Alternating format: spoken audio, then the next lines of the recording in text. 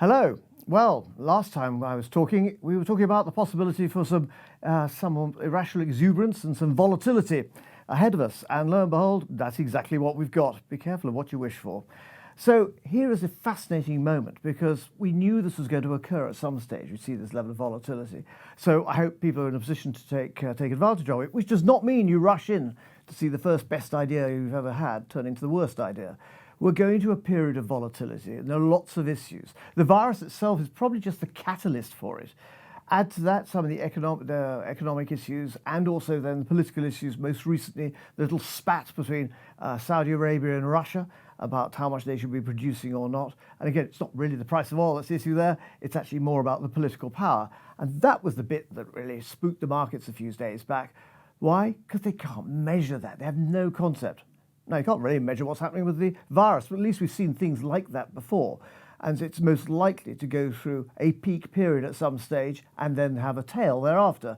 And by that stage, then the market will have actually assumed it can try and work its way through it, and therefore the prices will adjust. So we were talking about before, how do you get ready for this period of volatility? One, no doubt having some cash, so I hope you've got some cash. If you haven't, well, now is not necessarily time to be selling out.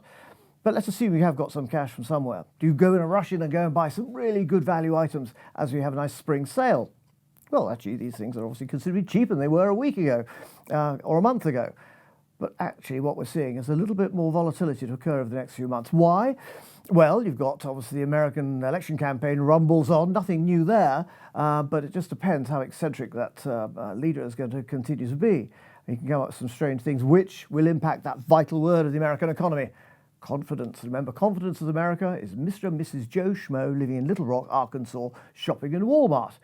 And if you have a look at the University of Michigan confidence indicators that comes out every month, and actually in this particular period, it's actually coming out on the next Friday, and that'll give you an idea of clear, simple consumer confidence. And so actually that's quite more important, very much more important than just looking at what's happened to the stock market, because Joe Schmo is not really into that day to day. He's much interested in the value of his house and make sure that's going to be okay. And he's got a job and there are pay rises and it's higher than the rate of inflation. So to that extent, as far as he and she are concerned, life's okay. But actually the bigger picture is the global economy has actually done very rather well since our financial crisis of a decade ago, when no one knew really what to do. They were making it up. Remember, quantitative easing, there was no definition of it. 30-year-old economics book, you won't even see it at all. So actually it worked, but how do you come out of it? How do you come off the drugs? Not an easy thing to try and do. But more to the point, if you've got a European economy slowing down, teetering on recession, and of course, as ever, the media will get too excited about the word recession. 2 quarters of actually an economy that's not growing is not a disaster. But nonetheless, it'll be a change in attitude.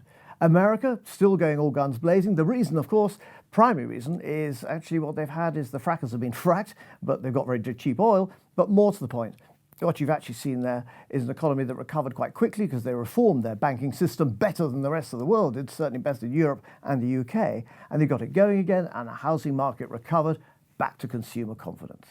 However, we could actually see that maybe starting to slow up a bit, particularly if the market does come back a bit. Some of that confidence comes off, particularly if that then feeds into the house market as well. But that's still some way to go. As for UK, well, dare I mention Brexit? Because we haven't started yet. Get down to the serious stuff quite soon of actually what we mean by Brexit, what the deal's going to look like. Is it actually going to be a brave new world full of oven-ready things, oven-ready chicken with a slight little hint of chlorine over them? Or is it actually going to be a dog's Brexit? We just don't know. Forget that for one moment. Go back to the markets and see what's happening. So you'll see this period of instability carrying on. So use your cash wisely to actually look at the stocks that you like or the indices that you like, because even if you are buying some of it now, it's at a reasonable spring sale, but there may be further opportunities later in the year as well. So with all of that, yes, it's nervous. These are nervous times. They're interesting times, but you can use these to your benefit.